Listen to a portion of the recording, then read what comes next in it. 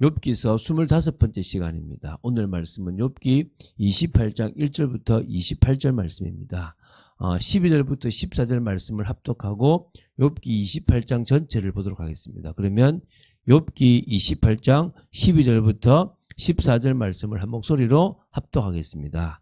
그러나 지혜는 어디서 얻으며 명철이 있는 곳은 어디인고 그 길을 사람이 알지 못하나니 사람 사는 땅에서는 찾을 수 없거나 깊은 물이 이르기를 내 속에 있지 아니하다 하며 바다에 이르기를 나와 함께 있지 아니하다 하느니라. 아멘.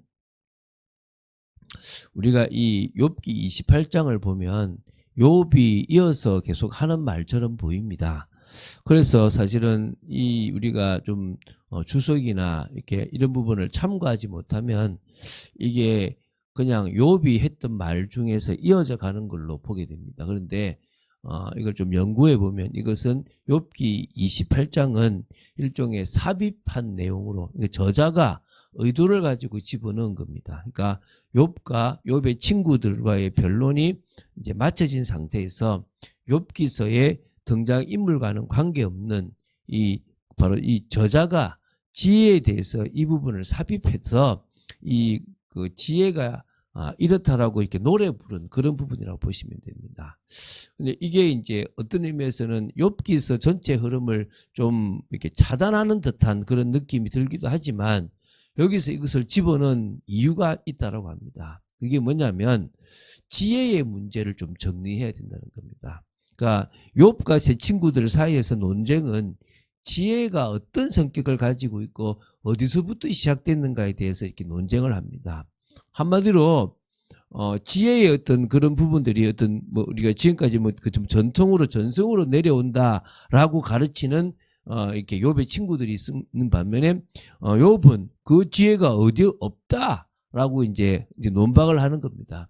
근데 이것에 대해서 이제 두 어떤 욥과 욥 친구들이 이게 계속되는 부분이 한계가 드러나요. 그냥 더 이상 대화가 안 되는 겁니다.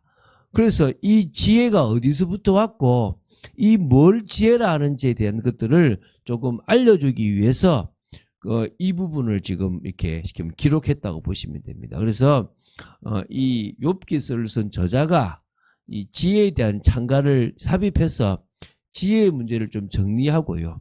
또 지혜의 진정한 지혜의 가치와 그러한 지혜가 바로 사실은 하나님께로부터 오고 있다는 사실을 알려주려고 하는 겁니다. 이걸 지금 두 문단으로 나누어서 이 욥기 28장을 보도록 하겠습니다. 1절부터 19절까지가 첫 번째 문단입니다. 세상에 있는 모든 부하보다도 뛰어난 가치를 가진 것이 바로 지혜라는 거예요. 우리가 먼저 1절부터 11절인데요. 땅 속의 보화를 찾으려고 인간이 얼마나 막 노력합니까? 막 시키면 그 갱도를 캐서 막 그 안에 들어가서 그 깊은 곳에서 그 금이나 이렇게 여러 보석들을 다 캐내지 않습니까? 그래서 결국은 그런 그 보석을 캐는 것보다 더 사실은 더 가치 있고 더 의미 있는 게 바로 이 뭡니까? 이 지혜를 찾는 것이라고 하는 것들을 알려주는 겁니다. 그래서 1절에 보면요. 은이 나는 곳이 있고 금을 재련하는 곳이 있고 또 철은 흙에서 캐내고 동은 또 이제 그 들에서 녹여 얻는다라고 얘기를 합니다. 이게 다 나름대로 뭡니까? 이게 캐내는 곳이 있다는 거예요. 그러니까 이미 이 욥이 살던 시대에도 상당히 이 기술들이 있었다는 겁니다. 다시 말하면 은이 나는 곳이 따로 있고 금이 나는 곳이 따로 있고 또 철이 나는 곳을 따로 있어서 각각 다 이렇게 그것을 찾아내는 거죠. 그 사실은 이렇게 만물들은 나름대로 독특한 이게 성격을 가지고 있다라고 보시면 됩니다. 그런데 그 모든 것들이 사실은 또 한 존재의 근원을 두고 있다는 거예요. 그 존재가 하늘과 땅과 이 모든 것들을 지으신 하나님이라는 거예요. 그래서 우리는 하나님으로부터 온 거예요. 어떤 의미에서 이 흙을 통해서 인간뿐만 아니라 모든 생물들이 다 사실은 그 지음을 받았다고 보시면 되고요. 그래서 궁극적으로 창조주 하나님이 이 모든 것들의 근원이라고 보시면 됩니다. 하나님께서 모든 것들을 유지하고 보존하고 통치하시는 부분을 우리 봐야 되겠죠. 그래서 3절부터 보면 사람은 어둠을 뚫고 모든 것을 끝까지 참재하며 어둠과 죽음의 그늘에 있는 광석도 참재하되 그는 사람이 사는 곳에서 멀리 떠나 갱도를 깊이 뚫고 발길이 닿지 않는 곳 사람이 없는 곳에 매달려 흔들리느니라. 음식은 땅으로부터 나오나 그 밑은 불처럼 변하였도다.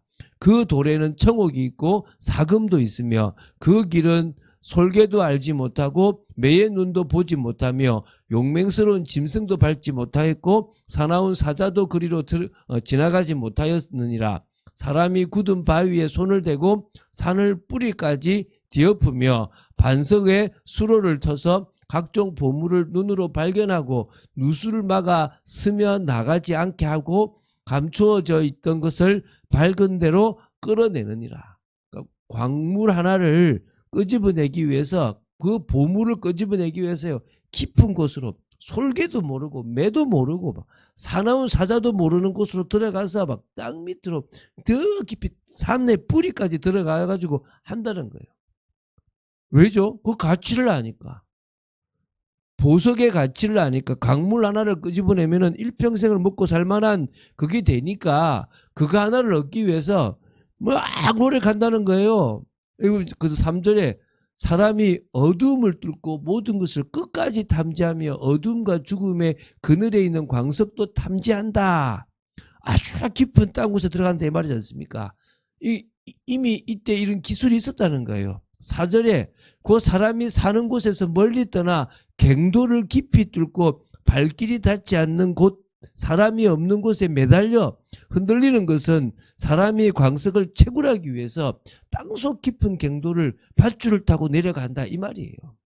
또 5절에는 그 밑은 불처럼 변하였도다라는 것은 지하에서요 이 채광 작업을 하는 게 위험하다 이제 이걸 의미하는 거고요. 또 이제 9절에 보면 광석을 찾기 위해서 바위를 깨고 산을 무너뜨리는 수고를 한다 이것은요 이게 얼마나 큰 어려움이 있는지 이게 지금은 조금 뭐가 있습니까? 이렇게 기계가 있지만 그 당시에는 기계도 없잖아요.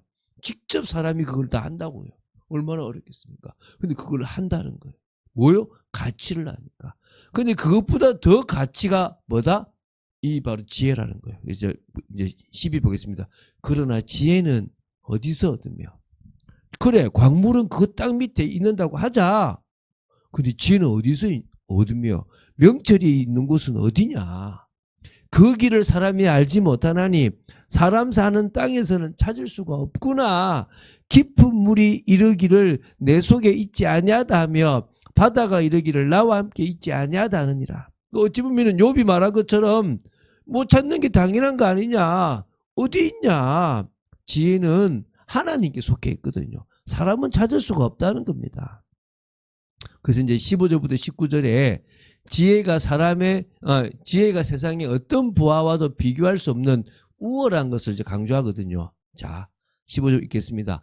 순금으로도 바꿀 수 없고 은을 달아도 그 값을 당하지 못하리니 오빌의 금이나 귀한 청옥수나 남보석으로도 그 값을 당하지 못하겠고 황금이나 수정이라도 비교할 수 없고 정금 장식품으로도 바꿀 수 없으며 진주와 벽옥으로도 비길 수 없나니 지혜의 값은 산호보다 귀하구나.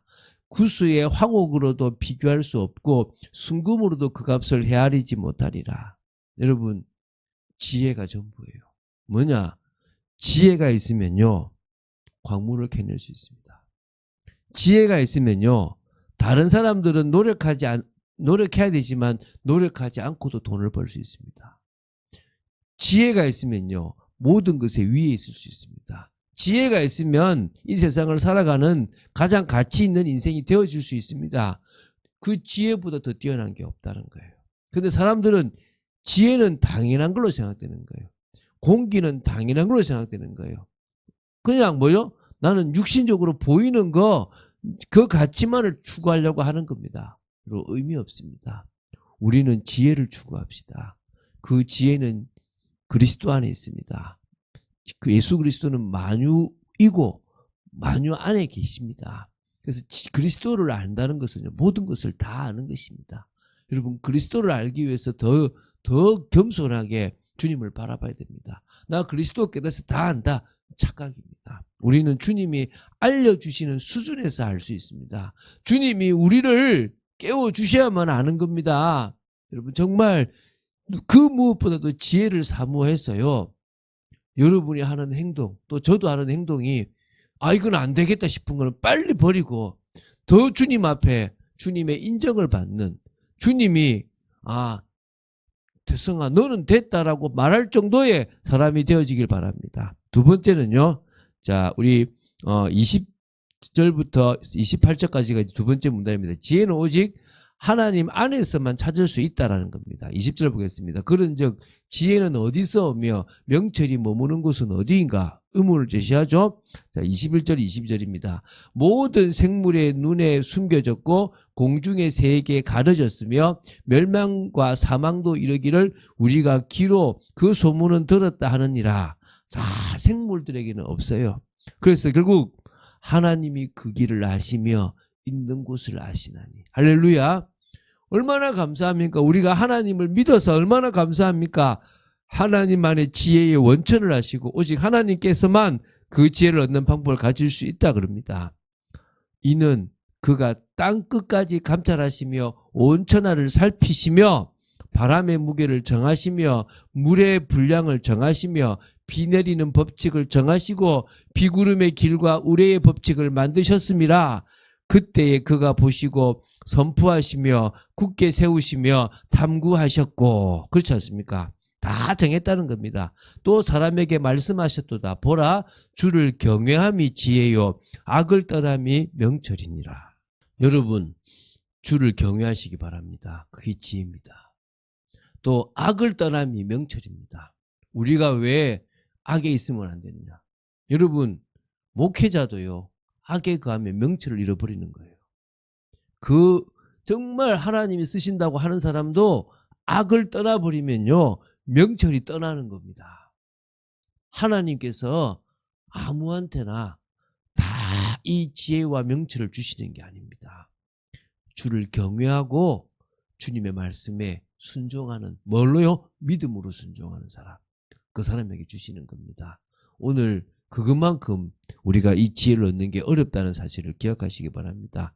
그래서 우리는 성도로서 스스로 조심해야 되는데 거기에 성령이 붙었어요. 성령 안에서 우리의 영혼을 주님께 탁 의지하면서 나아가야 될 줄로 믿습니다. 하나님을 하나님으로 제대로 알고 우리가 어떤 존재인지를 제대로 알고 인도받는, 그래서 정말 한 영혼을 더 사랑하는 그런 귀한 믿음의 사람으로 서게 되기를 주 예수 그리스도로 축원드립니다. 주는 그리스도시요 살아계신 하나님의 아들이심을 고백합니다. 말씀 따라가는 축복 속에 도록 저희들을 지켜주시고 인도하여 주시옵소서. 사랑합니다. 저희들이 지혜를 사모합니다. 저희들이 명철을 사모합니다. 사실은 그리스도를 사모합니다. 하나님을 사모합니다. 아버지 저희들이 더 경외심으로 주님 앞에 나아갑니다. 은혜를 내려 주시옵소서. 주 예수 그리스도 이름으로 기도드립니다. 아멘.